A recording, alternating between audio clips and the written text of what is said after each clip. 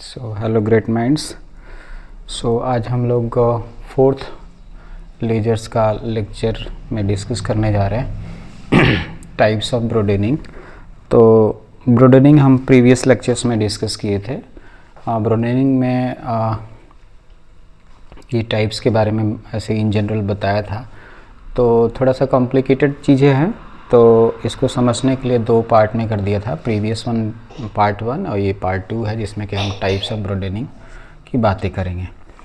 Right, तो एक बार recall कर लेते हैं ब्रोडेनिंग बेसिकली होता क्या है। ब्रोडेनिंग का मतलब है कि broadening of spectral lines generally bother कर रहे हैं कि जो स्पेक्ट्रम होते हैं वो शार्प ना हो करके उनका कोई ना कोई एक विड्थ होता है। इस तरह से ना हो करके आप उनका कोई ना कोई विड्थ होता है। राइट, ये विड्थ होता है, वो शार्प नहीं हो सकता है, ब्रॉडन होता है। क्यों? उसका रीज़न क्या है कि because energy levels are not sharp, that energy levels are spread out. That is the reason that why there is a broadening in the spectral lines. Right, तो इसमें हम लोगों ने बात किए थे कि टाइप्स इसमें एक बार देख लेते हैं कि दो तरह का ये ब्रोडेनिंग हो सकता है, होमोजीनियस ब्रोडेनिंग और इनहोमोजीनियस ब्रोडेनिंग। राइट, सो होमोजीनियस ब्रोडेनिंग का नेचुरल ब्रोडेनिंग और कोलिजन को ही प्रेशर ब्रोडेनिंग भी कहते हैं। कोलिजन ब्रोडेनिंग और प्रेशर ब्रोडेनिंग कहते हैं। तो होमोजीनियस के दो टाइप्स है, नेचुरल एंड कोलिजन, और इनहोमोजीनियस के एक टाइप्स है, that is the doppler ब्रोडेनिंग।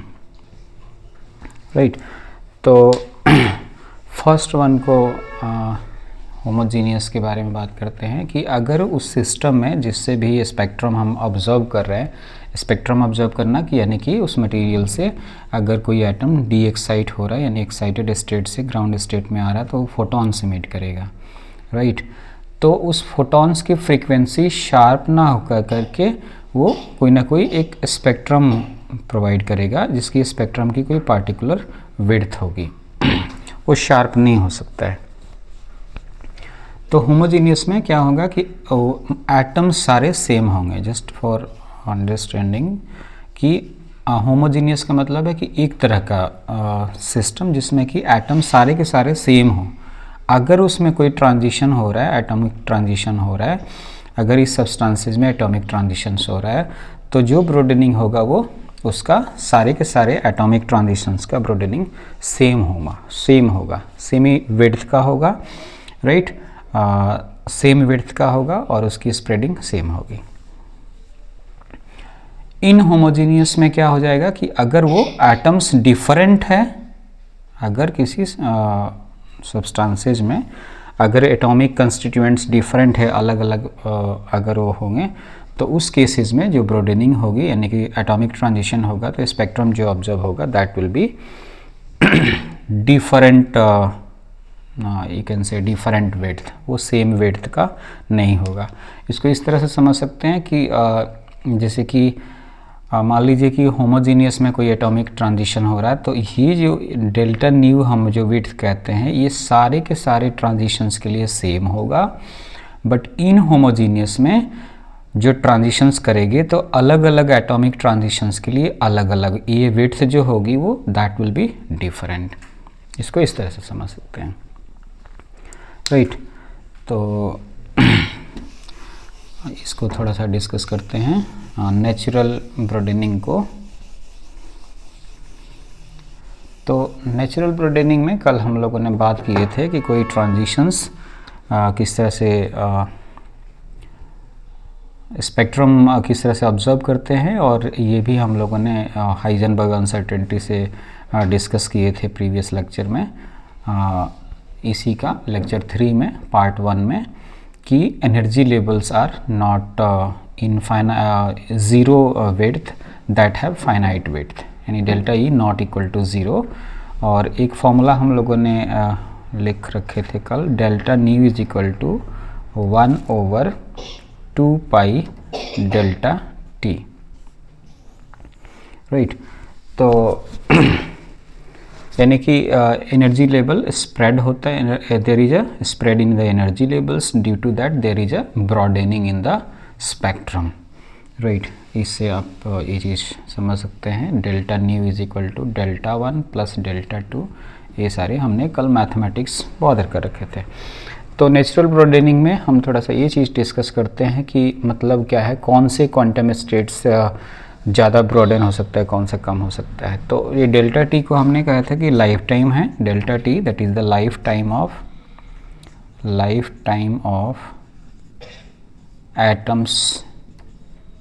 atoms or you can say particle in the excited state। तो यहाँ पर अगर एक्साइटेड स्टेट की 10⁻⁸ सेकेंड लाइफ टाइम होता है और मेटास्टेबल की 10⁻⁴ सेकेंड, राइट। तो इससे हम पता कर सकते हैं कि मेटास्टेबल ब्रॉडन ज़्यादा होगा या फिर एक्साइटेड स्टेट ब्रॉडन होगा। तो यहाँ पर देख सकते हैं कि डेल्टा टी इसका ज़्यादा है, मेटास्टेबल स्टेट का, राइट, ये ज़्यादा है। तो इसकी स्प्रेडिंग यानी कि डेल्टा न्यू ये कम होगी। ये इन्वर्स रिलेशन है। एक्साइटेड स्टेट की लाइफ टाइम कम है, एक्साइटेड स्टेट की, अदर एक्साइटेड मेटास्टेबल से ऊपर वाले स्टेट्स की लाइफ टाइम कम है, तो ये कम होगा तो ये ज़्यादा हो जाएगा। It means we can say that excited states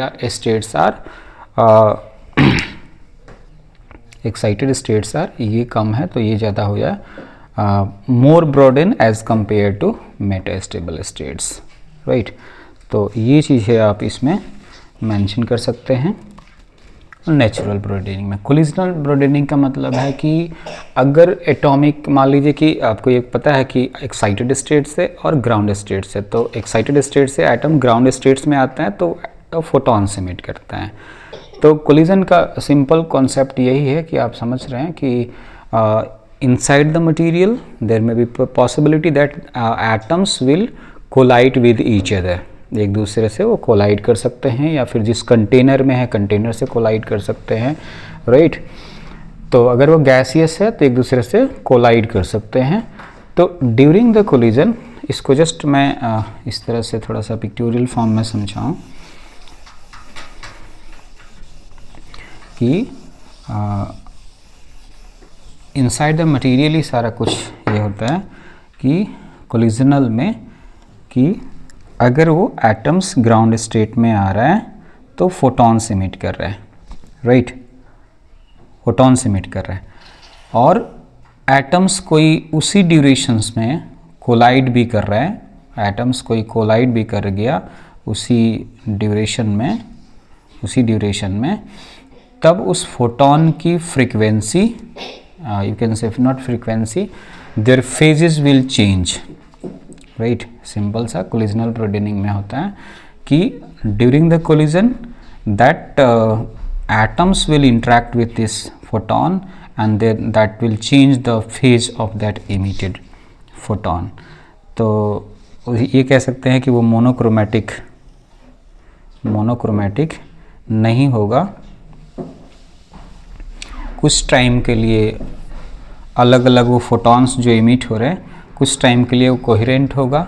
आप ये कह सकते हैं ये टाउ सी कोहेरेंस टाइम में भी आपने ऑप्टिक्स में ये सब चीज़ों को कोहेरेंस टाइम, कोहेरेंस लेंथ, जिस टाइम ड्यूरेशंस के लिए वो सेम नेचर में सेम फेज में प्रोपेगेट कर रहा है फोटॉन, तो उसको हम कोहेरेंस लेंथ कहते हैं। और जिस टाइम ड्यूरेशंस के लिए जिसको कहते हैं वो कोहेरेंस टाइम हो गया, जिस लेंथ में वो कोहेरेंट रहेगा, जितने लेंथ में, उसको कोहेरेंस लेंथ कहते हैं, राइट। तो दैट इज कोलिजनल ब्रॉडेनिंग। तो ये कह सकते हैं कि ये सारे के सारे जो कंटिन्यूस यानी मोनोक्रोमैटिक फोटॉन कोलिजनल में नहीं देते, इसी को हम प्रेशर ब्रॉडेनिंग भी कहते हैं।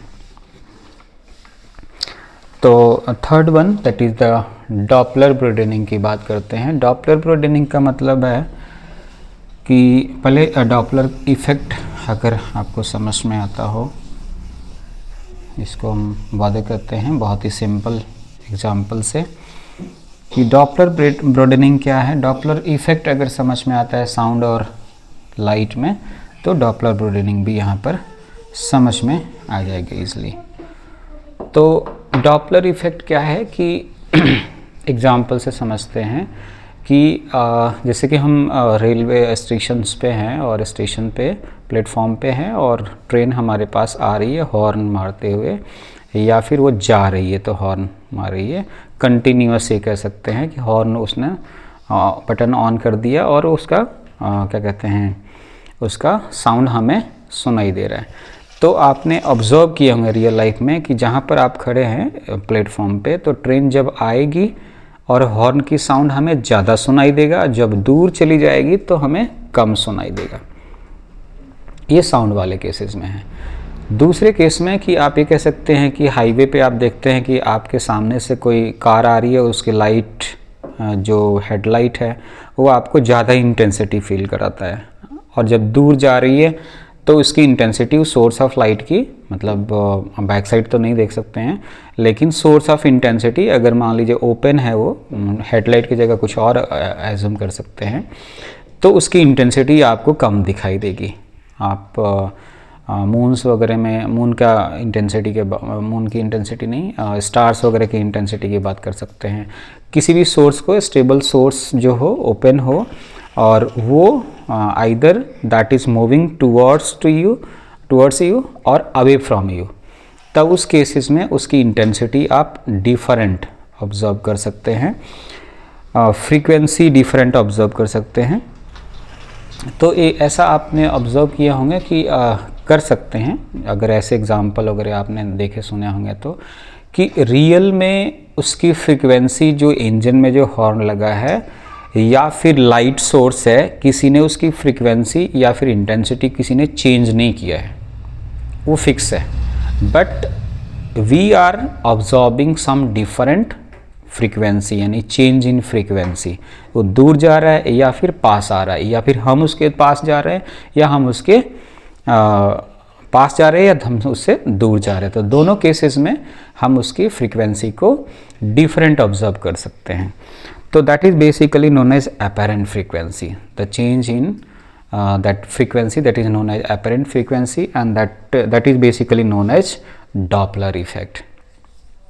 तो यहाँ पर क्या समझना है डॉपलर ब्रोडेनिंग में, कि during the D excitation, ground state से एक्साइटेड स्टेट में जब पार्टिकल्स आ रहा है, तो जो सिस्टम में, मैं ये केवल समझाने के लिए बहुत ही बल्क रैंडम डायग्राम बनाता हूँ सो दैट की चीज़ें समझ में आ जाए, और राइट। तो ये क्वांटम स्टेट्स है, इसको मतलब क्योंकि जो चीज़ें हम पढ़ रहे हैं that is quantum mechanics sequence है, क्वांटम ऑप्टिक्स, मतलब बहुत ही माइक्रोस्कोपिक लेवल पे हम चीज़ें डिस्कस कर रहे हैं। उसको समझाने के लिए थोड़ा सा बल्क लेवल पे आना पड़ेगा, है ना, रिप्रेजेंट करने के लिए बल्क लेवल पे आना पड़ेगा। तो यहाँ पर देखिए, क्योंकि हमें पता है कि कोई मटेरियल है, कोई सब्सटेंस है, आइदर सॉलिड, लिक्विड, गैस, तो वो एटम्स से मिलके बना है। उसमें न्यूक्लियस है, इलेक्ट्रॉन्स, प्रोटॉन्स, न्यूट्रॉन्स, न्यूक्लियस में न्यूट्रॉन प्रोटॉन है और बाहर उसके वो है, तो बहुत सारे एटम्स है, बहुत सारे उसमें सब्सटेंसेस में एटम साइंस मॉलिक्यूल्स है, राइट। तो मैं बात कर रहा हूँ डॉपलर इफेक्ट का, कि अब मटेरियल में जब ये डी एक्साइटेशन हो रहा है तो दैट विल इमिट फोटॉन्स।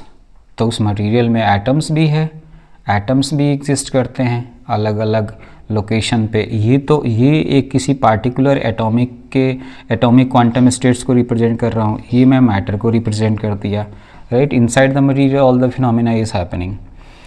तो what will happen, the atoms, इसको आप कह सकते हैं ऑब्जर्वर है, कोई भी एटम्स मटेरियल में ऑब्जर्वर कह सकते हैं, और ये फोटॉन्स हैं, ये सोर्स ऑफ लाइट हो गया। तो either this photon is moving towards that observer, or that means atom that is available in the rest condition, or it's moving away from that atom. There is a change in that atom will observe, there is a change in you can say frequency of that radiation।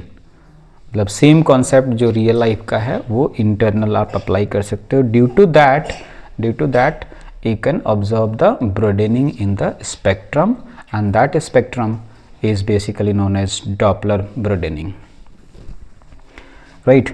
तो ये सारी चीज़ें हैं, ये 3 तरह की इसमें ब्रोडेनिंग है।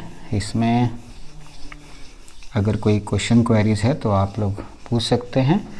तो इसमें ज़्यादा मैं कुछ नोट डाउन नहीं करा रहा हूँ, जस्ट मैं डिस्कशन के मतलब जो कुछ इन्फॉर्मेशन मेरे पास है वो आपसे शेयर कर रहा हूँ। हाँ, इसके पास इसका सारा कुछ मेरे पास रिटन स्टडी मटेरियल है एंड रिटन नोट्स है।